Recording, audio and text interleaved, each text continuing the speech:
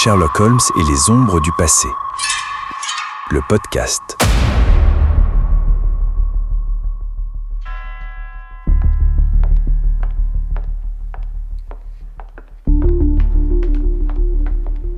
Watson, je pense que vous devriez retourner à votre club pour y finir la soirée. Je jetai un regard excédé à mon ami. Chaque fois que nous sommes entrés en conflit au cours des années de vie commune au 221B Baker Street, la cause fut la même. Son penchant pour la drogue. Aussi, nos disputes devenaient de plus en plus fréquentes et je lui cachais, en vain, les produits dangereux. Chaque homme porte sa part d'ombre à Watson, disait-il pour se justifier. Ce jour de novembre, incapable de trouver les mots pour exprimer mon dégoût, je claquai violemment la porte et je fulminais. Que faire? Où aller? Je marchais furieux jusqu'à Soho. Le brouillard commençait à tomber lorsque j'entrais dans un pub. Je me réfugiais dans un coin du comptoir et devant ma chope, me laissais aller à de noires pensées lorsqu'une main tapota mon épaule. Mais c'est ce bon Watson. Je me retournai et reconnus Stamford, mon ancien infirmier de l'armée afghane. Toujours en ménage avec le fameux Sherlock Holmes. Je fronçai les sourcils, n'ayant jamais apprécié cet humour ravageur. Vous savez que je travaille au St. Thomas Hospital. Eh bien, il nous est arrivé aujourd'hui une histoire étrange que ne manquerait pas d'intriguer votre colocataire. Stamford jeta autour de lui un regard méfiant, s'approcha et me glissa à l'oreille. Watson, que penseriez-vous d'un cadavre tout frais qui se transforme en squelette en moins d'une demi-journée ?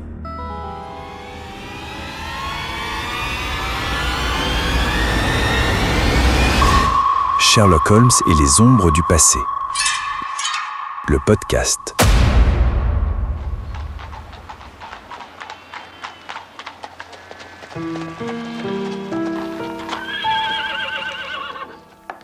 Nous trouvâmes Stamford ravi de notre visite. Bonjour, messieurs. Je suis ravi de vous accueillir. Un grand garçon très maigre, un certain Alexis Considine, nous salua vaguement avant de s'éloigner. Messieurs. Lorsqu'il nous fut expliqué que ce Considine était chargé de l'enregistrement des produits de toxicologie et de toutes les drogues de l'établissement, j'aperçus comme une lueur dans l'œil de mon compagnon. Voilà la morgue. Salut Traverse. J'amène de la visite. Voici le fameux Sherlock Holmes et le docteur Watson, un ami médecin. Traverse, pas plus que Considine, n'accorda beaucoup d'attention à notre présence. Stamford nous expliqua que le cas qui posait problème était un corps amené la veille, un clochard décédé de mort naturelle. Pauvrement vêtu, son état traduisait une mauvaise nutrition. On n'avait trouvé sur lui aucun papier d'identité. Mais un détail physique avait retenu l'attention. Une oreille déchiquetée, dont la blessure semblait ancienne et cicatrisée depuis longtemps. Puis l'infirmier ouvrit un tiroir et des ossements apparurent. Sherlock Holmes se pencha sur la carcasse qu'il étudia. Voilà un squelette du plus bel effet. Vous avez une hypothèse ? Stamford précisa que, dans le passé, certains étudiants en médecine ou des praticiens indélicats s'étaient procurés des restes humains pour se livrer à des expériences douteuses. Mais rien de ce genre ne s'était jamais produit ici. Je m'étonnais. Mais lorsque des individus mal intentionnés ont recours à de tels procédés, ils se contentent de voler un cadavre. Pourquoi se donner le mal de remplacer le corps dérobé ? Il a fallu d'abord trouver cette carcasse et puis l'amener en prenant le risque de traverser les couloirs. C'est dangereux. Sherlock Holmes observa un long silence et posa enfin un doigt inquisiteur sur une partie des ossements. Il y a eu quelques manipulations sur la jambe droite. À partir du fémur, là, au niveau de la rotule, tibia, péroné et l'ensemble des os du pied ne font pas partie du même corps. La jambe droite, au-dessous du genou, a été entièrement remplacée. Bon sang, mais c'est le vieil Oscar, qu'est-ce qu'il fait là? Sherlock Holmes dévisagea notre interlocuteur, attendant les explications qui tardaient à venir. Ah, excusez-moi, je suis impardonnable. Oscar est le squelette de l'amphithéâtre destiné aux étudiants. Il a été endommagé et on l'a rafistolé avec d'autres os de provenance différente. Mais ça ne résout pas notre problème.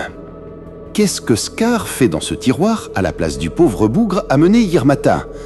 D'habitude, il est à l'amphithéâtre, sagement accroché. Suivez-moi, je vais vous montrer.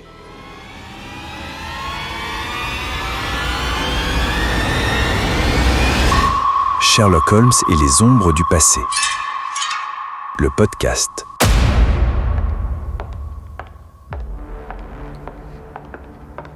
Il fallut parcourir quelques dizaines de couloirs et d'escaliers pour parvenir dans le grand hémicycle où les sommités du monde médical daignent communiquer leur savoir aux étudiants. Stamford nous fit pénétrer dans un bureau vide et là, contre un mur, se trouvait un portique où pendait autrefois le vieil Oscar. La pièce était déserte, très sombre. Il nous fallut faire la lumière pour nous repérer. Le détective s'accroupit au-dessus d'un amas de poussière blanche étalé sur le sol. De la craie. De la craie tombée de cette étagère. On l'a probablement renversée par mégarde et on a marché dedans. Observez vos semelles l'un et l'autre. Nous examinâmes nos chaussures, pleines de poussière blanche. Pas de doute, c'était un indice important. Et Sherlock Holmes semblait satisfait. Nous progressons. Je sais qui et comment on a procédé. Il me reste encore à répondre à une question fondamentale. Pourquoi ? Ah, bon sang. Ne soyez pas déçus, Stamford. La solution est proche. Vous venez, Watson ? Une fois dehors, nous hélâmes un fiacre pour rentrer à Baker Street. Pour ma part, j'échafaudais les hypothèses les plus folles. Et si on voulait faire disparaître une preuve? Holmes, peut-être que cet individu a été victime d'une maladie contagieuse, un fléau abominable, et que les autorités veulent dissimuler la réalité au public. Mon ami se moqua de moi, et puis, soudain, regardant par la fenêtre, il cria au cocher de s'arrêter. Arrêtez-vous, cocher. La voiture s'immobilisa, Sherlock Holmes bondit à l'extérieur, je le suivis, sur la berge de la Tamise, rejoignant l'attroupement qui avait attiré son attention. On avait tiré un corps humain de l'eau. Holmes reconnut l'inspecteur Lestrade avec les policemen. Me tenant un peu à l'écart, je le vis se mettre à genoux pour étudier de plus près le défunt. Puis il revint vers moi, un curieux sourire accroché aux lèvres. Très intéressant, Watson. Je viens de constater que ce cadavre était affublé d'une oreille droite déchiquetée. M'est avis que, sans le rechercher, nous venons déjà de retrouver le clochard mystérieusement disparu de la morgue. 2 jours s'écoulèrent sans éléments nouveaux. Holmes était morose, soit parce que l'enquête n'avançait pas, soit parce que le manque de drogue provoquait une dégradation de son humeur. J'ai enquêté sur la personnalité de notre noyé. Il s'agit d'un nommé Harry Roule, sans profession, qui vivait dans un bouge de Soho et décédé après une soirée arrosée. La police l'a conduit à la morgue avant de le repêcher quelques heures plus tard dans la Tamise. Recueillir 2 fois le même défunt, c'est tout de même beaucoup. Mais Scotland Yard estime qu'il n'y a pas eu crime, puisque la victime est décédée de mort naturelle. Et Lestrade n'ouvrira pas d'enquête. Patience, Watson, patience. Laissons venir à nous les événements.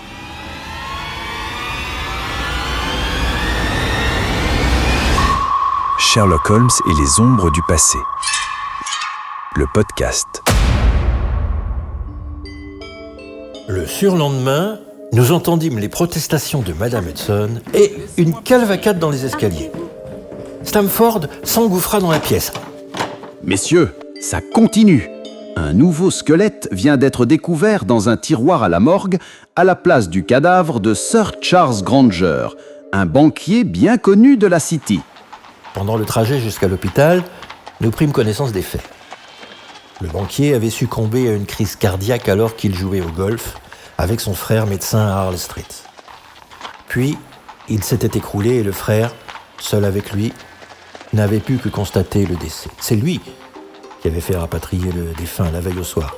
Et Lady Granger était venue ce matin pour constater qu'un squelette gisait dans le tiroir de la morgue, en lieu et place de son mari. Et cette fois, le scandale était grand, car la veuve avait annoncé sa volonté de porter plainte. À la morgue, le collègue de Stamford, Alexis Considine, passa à la tête de la réserve où il procédait à ses inventaires et nous avertit. Ah, le directeur nous a fait une scène épouvantable, accusant le personnel de négligence. De plus, on attend un inspecteur de Scotland Yard. Travers s'approcha, sourcils froncés, tandis que Sherlock Holmes examinait le nouveau squelette. Il toucha la clavicule gauche, et puis il se recula, réjoui. Je m'étonne que des membres du corps médical se montrent encore une fois pris de cécité. Voyons, messieurs. Observez le bassin et la largeur de l'os iliaque. C'est un squelette de femme. Pourquoi avoir disposé un squelette féminin ? Tout simplement parce que l'on n'en avait pas d'autre sous la main. L'auteur de ces mystifications fait avec ce qu'il a. Il pensait peut-être que ce détail pourrait échapper à la sagacité de la police. C'était un peu hasardeux. Et puis Sherlock Holmes, je ne sais pas pourquoi, s'isola avec le nommé Considine. Moi, je n'aimais pas le savoir seul avec le responsable des drogues. Puis, il me rejoignit sans mot dire. Et nous repartîmes en fiacre pour nous rendre au domicile de feu Charles Granger afin d'interroger sa veuve et son entourage.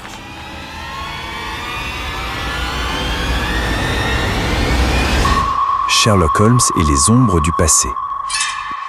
Le podcast. Le banquier décédé habitait une splendide demeure de Mayfair et nous fûmes introduits dans le salon. Là se tenaient la veuve, le frère médecin qui avait procédé à la déclaration de décès et le secrétaire de la victime. Lady Granger était une petite femme maigre qui s'exprimait d'une voix glaciale et il était visible que les époux ne vivaient pas dans la plus grande harmonie. Elle se plaignit que son mari menait une vie de débauché avec des créatures de mauvaise vie qui ne lui laissaient que des dettes. Il sera difficile d'éviter la faillite, Ajouta le secrétaire. Le frère médecin précisa que la victime était malade du cœur et que ce trépas ne le surprenait pas. Sherlock Holmes se tourna vers le portrait d'un grand barbu suspendu au-dessus de la cheminée, représentant le défunt, et puis nous prîmes congé. J'étais étonné de la réaction de cette veuve sévère et suggérais qu'elle avait peut-être assassiné son mari, ce qui déclencha, une fois de plus, l'hilarité de Sherlock Holmes.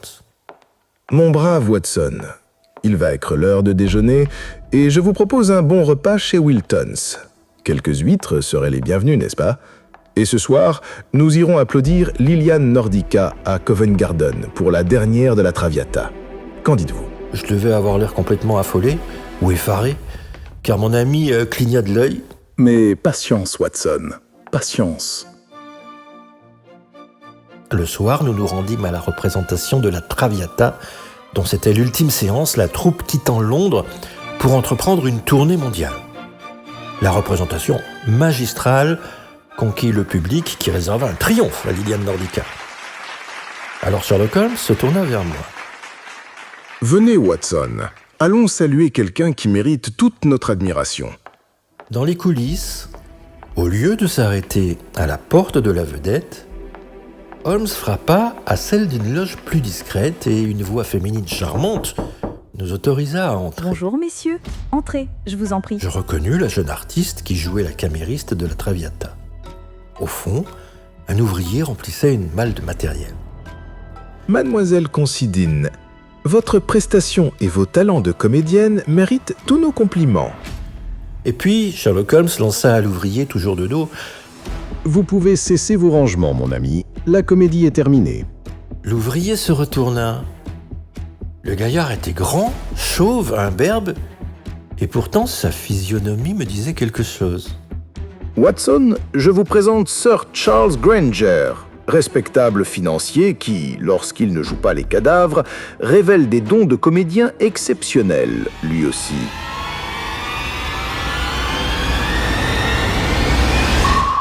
Sherlock Holmes et les ombres du passé. Le podcast.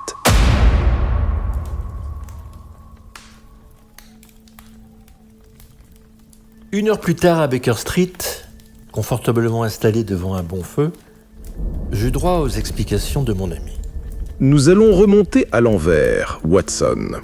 C'est l'histoire de Sir John Granger, un banquier dont les affaires se portent très mal, qui partage la vie d'une épouse acariâtre dont il s'est lassé.